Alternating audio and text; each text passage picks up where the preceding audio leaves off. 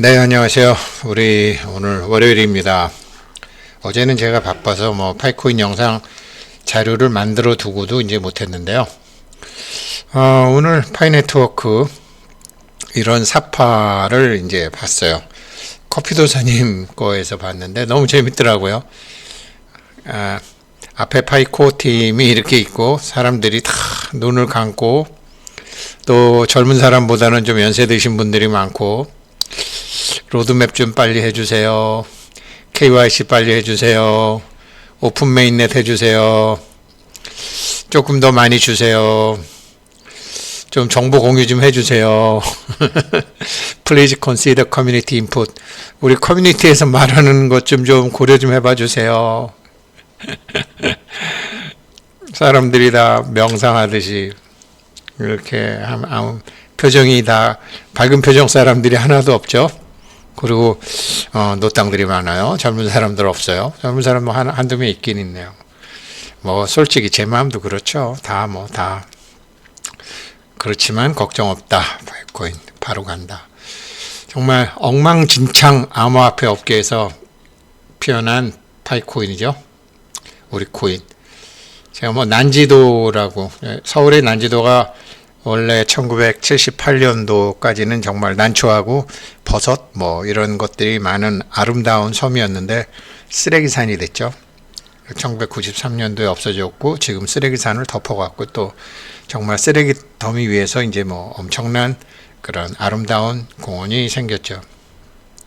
엉망진창 암호화폐 업계에서 정말 피어나는 파이코인이니까요. 걱정하지 마세요. 기다리면 됩니다. 이거는.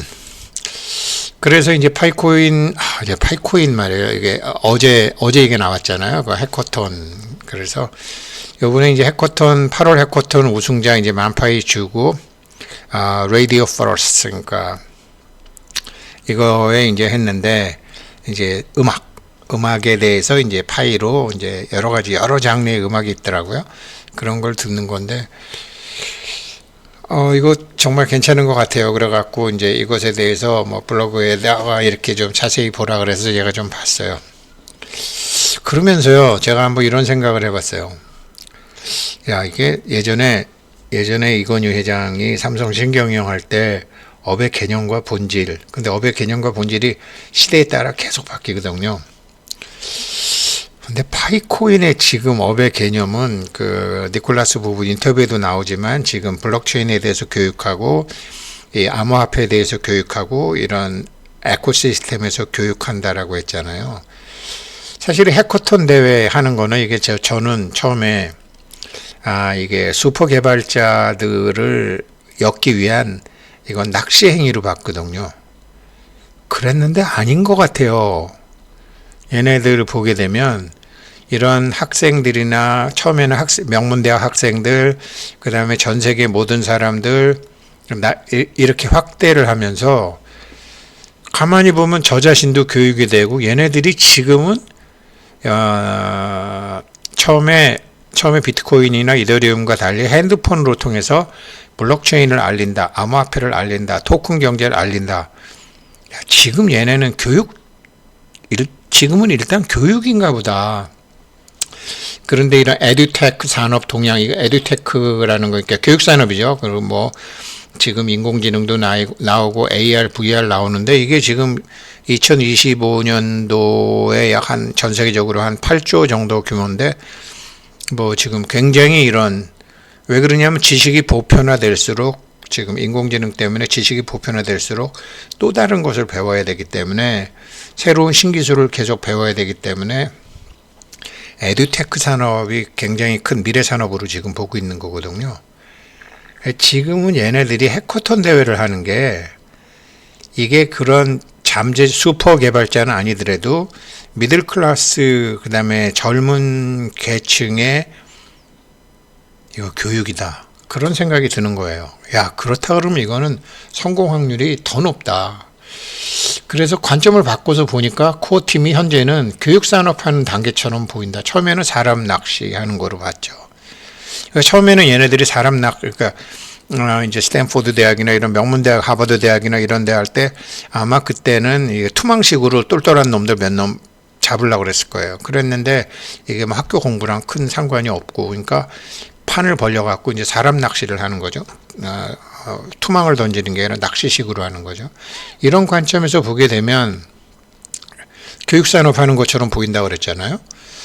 교육산업 하는 것처럼 보이는데 정말 여기서 지금 뭐 KYC 해달라 어쩌다 저쩌다 하지만 알게 모르게 저 자신도 그렇고 제 주변 사람들도 그렇고 지금 뭐 다 아시잖아요. 오픈 메인넷, 로드맵, KYC, 그 다음에 정보의 투명성, 참 평상시 같으면 우리가 쓰지도 않을 용어들을 굉장히 많이 배워갖고 있는 거죠.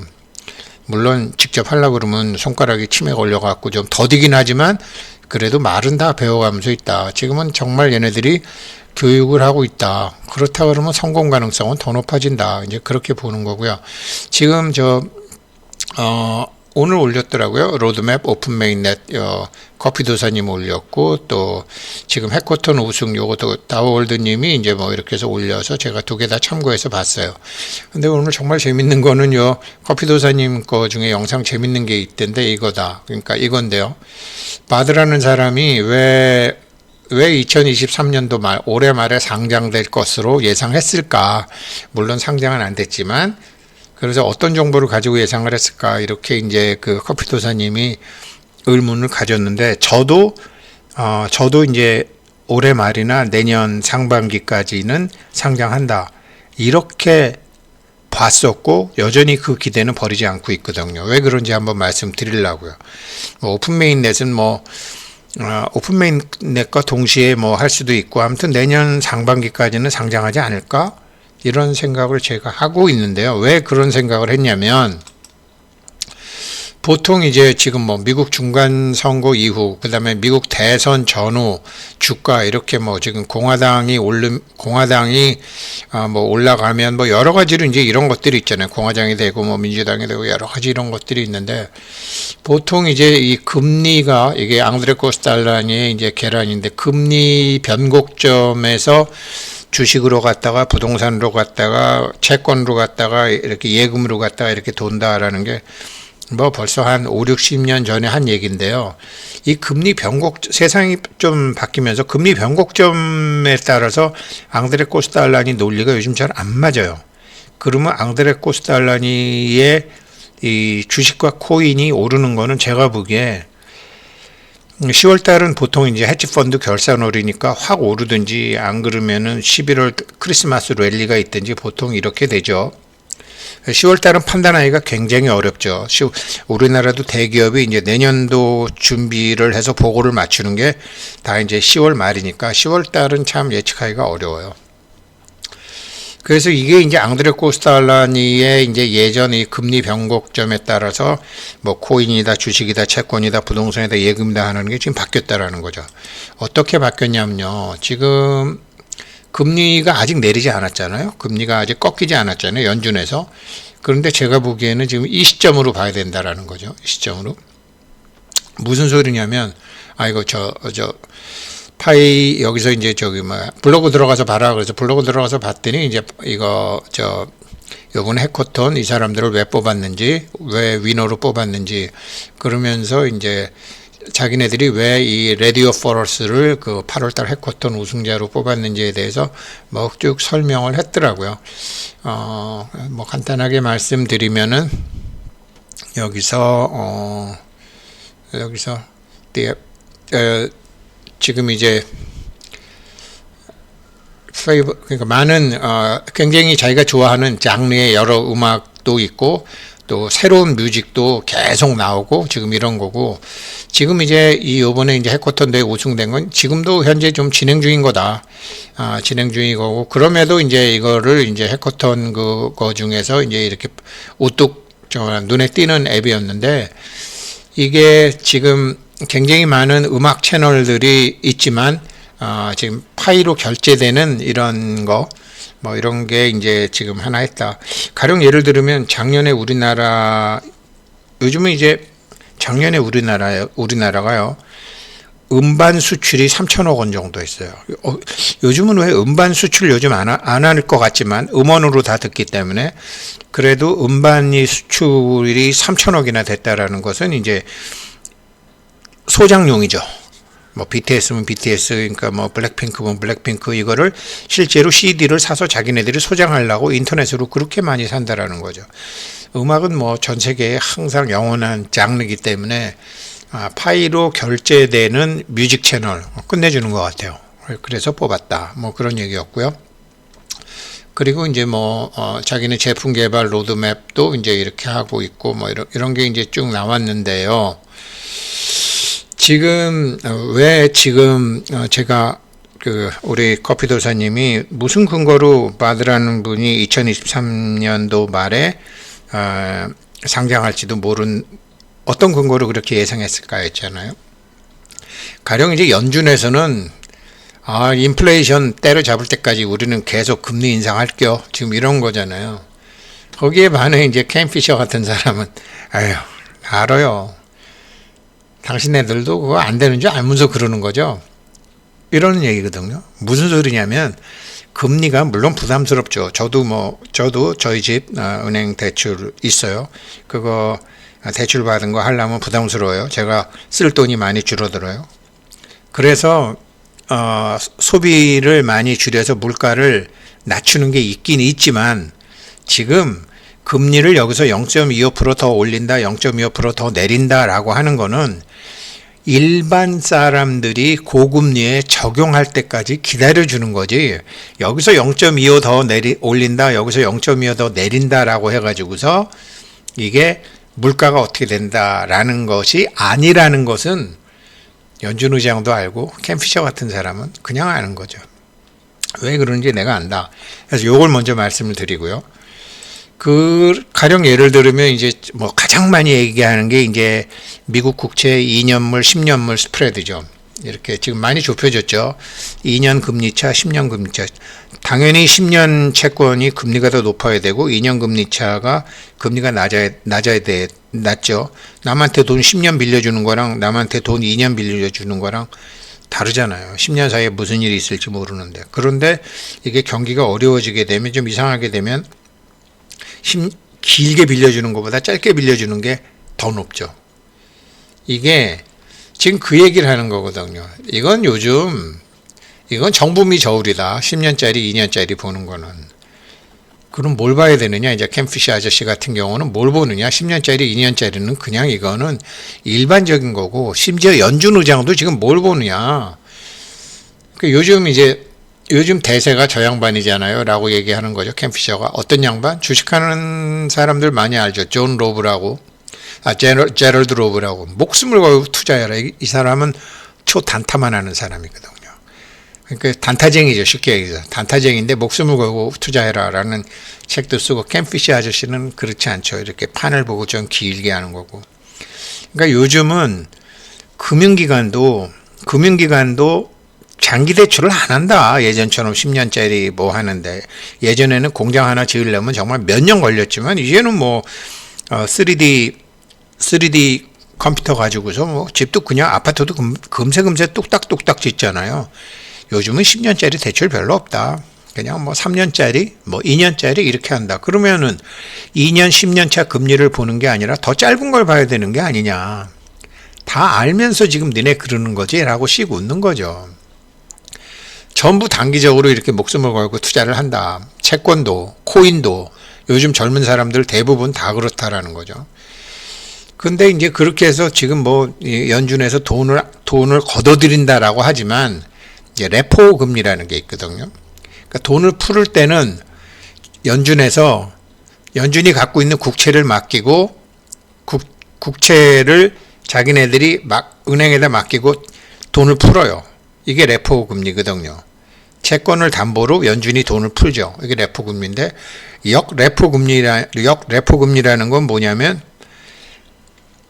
연준에서 은행에다가 채권을 주고 다시 은행에서 돈을 걷어들여요. 그렇게 되면 어떻게 되죠? 시중에 돈이 줄어들죠.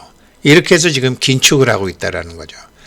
그래서 지금 물가를 낮추고 대출 금리를 낮춘다 그러지만, 솔직한 얘기로 니네 다 중앙은행하고 일반 은행끼리들끼리 주고받는 거지.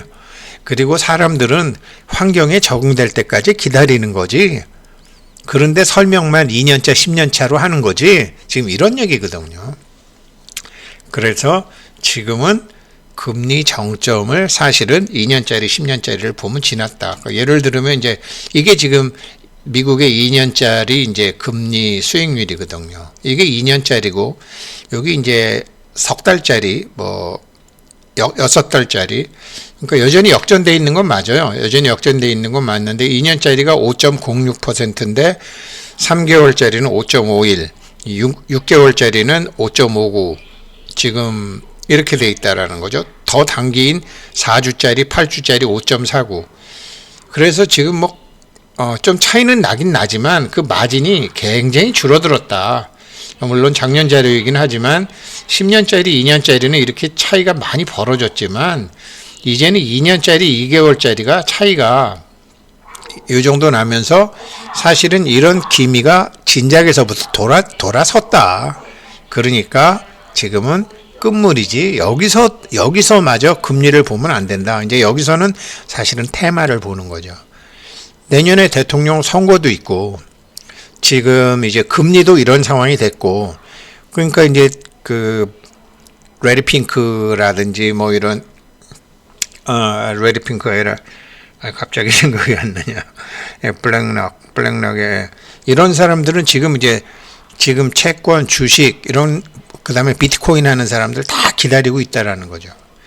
물론 예상외로 중동에서 전쟁이 터져서 야 이거 이번 겨울에 에너지 값이 더 한 번 오르는 거 아니야? 이제 그런 생각은 하지만 여기서 기름값을 더 올리게 되면 러시아만 좋은 일 시키기 때문에 그렇게 또 적극적으로 오르지는 않을 것 같아요.